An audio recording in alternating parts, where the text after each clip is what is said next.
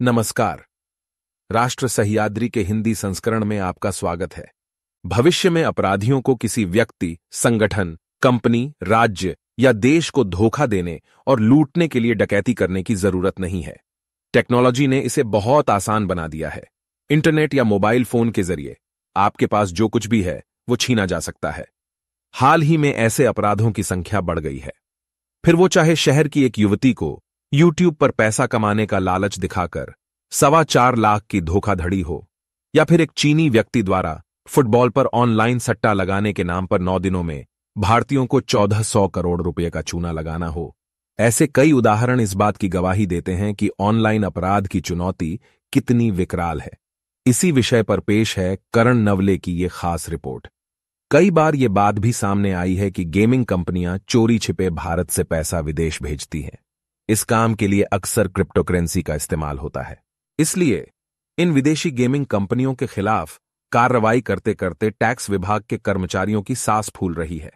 भारत से लूटा गया पैसा क्रिप्टोकरेंसी के जरिए देश से बाहर ले जाकर ये शेल कंपनियां देश को करोड़ों रुपए का चूना लगा रही हैं। जैसे जैसे स्मार्टफोन का इस्तेमाल बढ़ता जा रहा है, साथ ही भारत में अलग अलग ऐप्स का प्रसार भी बढ़ रहा है। इसी दौरान गेमिंग ऐप्स ने बाजार में हलचल मचा रखी है। आज हर किसी के मोबाइल में कम से कम एक गेमिंग ऐप तो डाउनलोडेड होता ही है।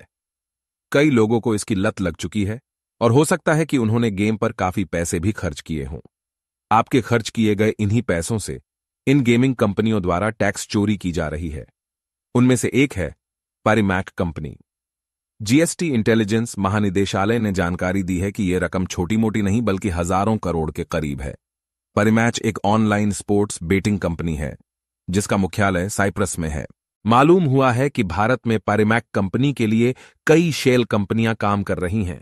जांच से पता चला है कि पैरीमैक के लिए शेल कंपनियों के जरिए तकरीबन 700 करोड़ रुपए देश से बाहर भेजे गए हैं।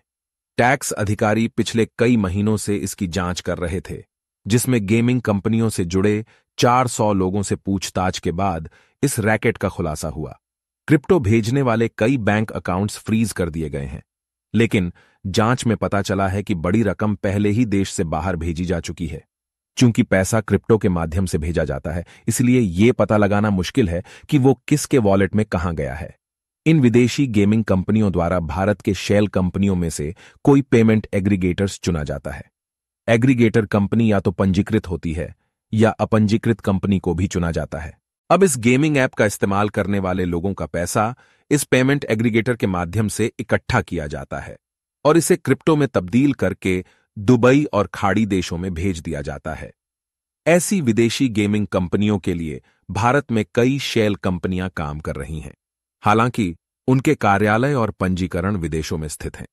भारतीय टैक्स नियम विदेशी कंपनियों पर लागू नहीं होते, इससे टैक्स चोरी मुमकिन हो जाती है। इस बीच केंद्र सरकार ने इस मामले में गेमिंग कंपनियों के खिलाफ कार्रवाई शुरू कर दी है।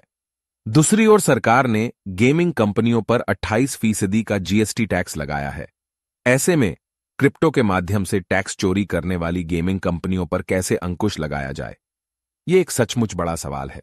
हमारे ये बुलेटिन आपको कैसे लगते हैं, ये हमें कमेंट करके जरूर बताएं।